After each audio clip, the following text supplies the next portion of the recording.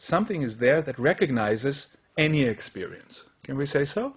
No matter, it can be joy, it can be anger, it can be frustration. I guess that's the case, absolutely. Yes, Yeah. and everybody here now just take an instant to notice that without that experience, you would not even be able to tell anyone what you feel, what you think, and what you experience.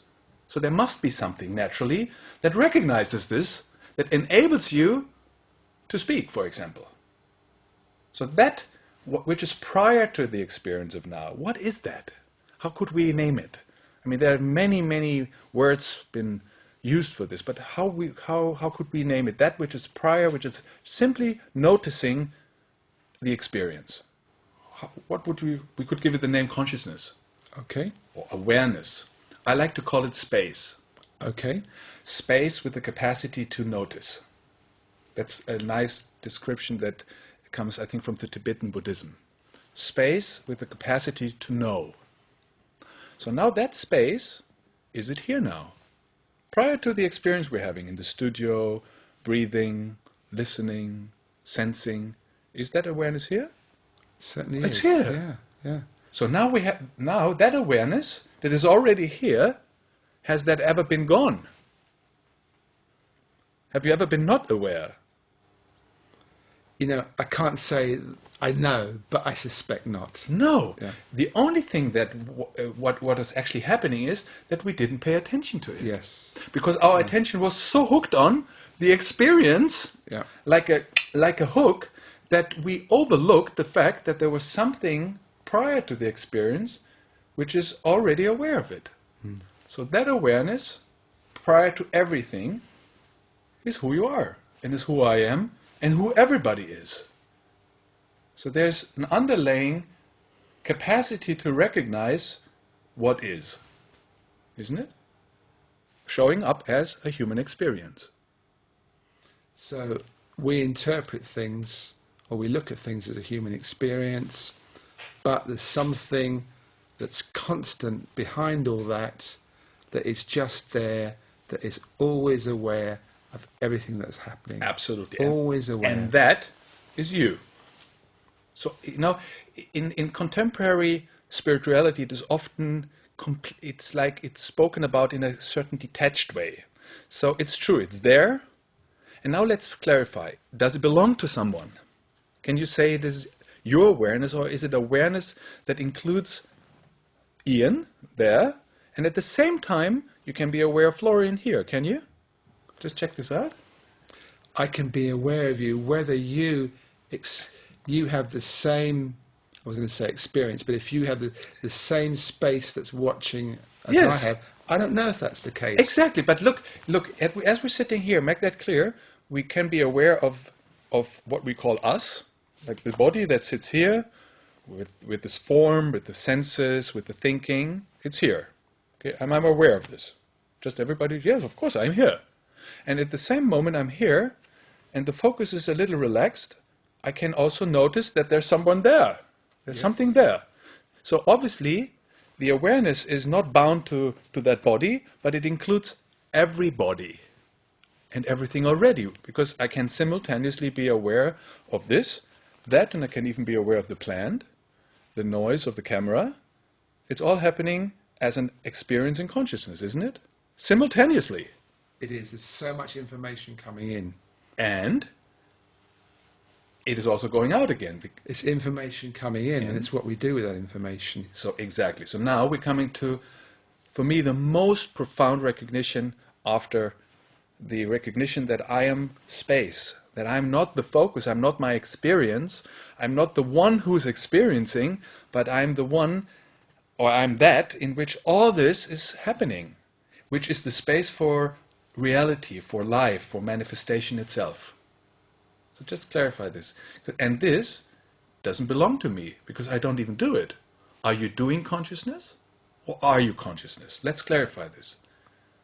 Are you consciousness, or are we doing it?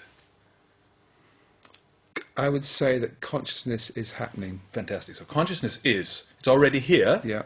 We don't need to do anything for it, and we can also not do anything against it. All what we're playing with it is now, and now we're coming to that part of the journey that I actually enjoy the most, is all we're actually dealing with is a certain focus.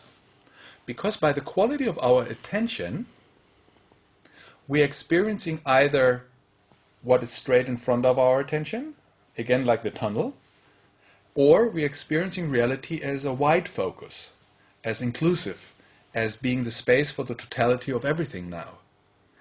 This is calling, I would say, the sense of me, because what the sense of me is ultimately is a narrow focus. Without a narrow focus, you won't find much sense of ego or sense of me. I don't like the word ego because it is so misinterpreted. So what you're saying is restricting our potential in a way. It is exactly. It is what it is. It is limiting what we see. It is limiting what shows up in front of me, and it is limiting the capacity to actually see and experience more than what's within the focus. So that focus, that narrow focus, generates a sense of me having an experience. So the I, the sense of I that people refer as the ego, is nothing else but a certain focus. So as we're now, again, let's do it practically. We're here now. Now we're going to practice. How does this moment appear when we relax our attention? Which means when we don't use our willpower to focus tight, but like really chill and let the attention be loose, like a muscle. You know, we can be holding our muscle tight, and the next moment we can just loosen it. So now attention functions pretty much like a muscle. We can either hold it tight with our will. I focus on you. I know what's going on. And then I build up a relationship with you. Then suddenly it feels like Florian meeting Iain. Okay, let's not going to go for this now, but now let's relax our attention. Just like loose and natural. How does it feel? It may take like 2, 3, 4, 5 seconds. Just Well, things what's happening in that relax? things become less fixed. Fantastic. They become less significant somehow. Fantastic. And somehow, my organism relaxes more.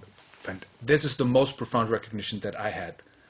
Because what I've noticed is that any sense of discomfort that actually pulls our attention to tightness starts as a discomfort in my physical body, as a contraction, as a sudden tightening up, being interpreted as a feeling, and then the mind kicks in and tries to solve the problem.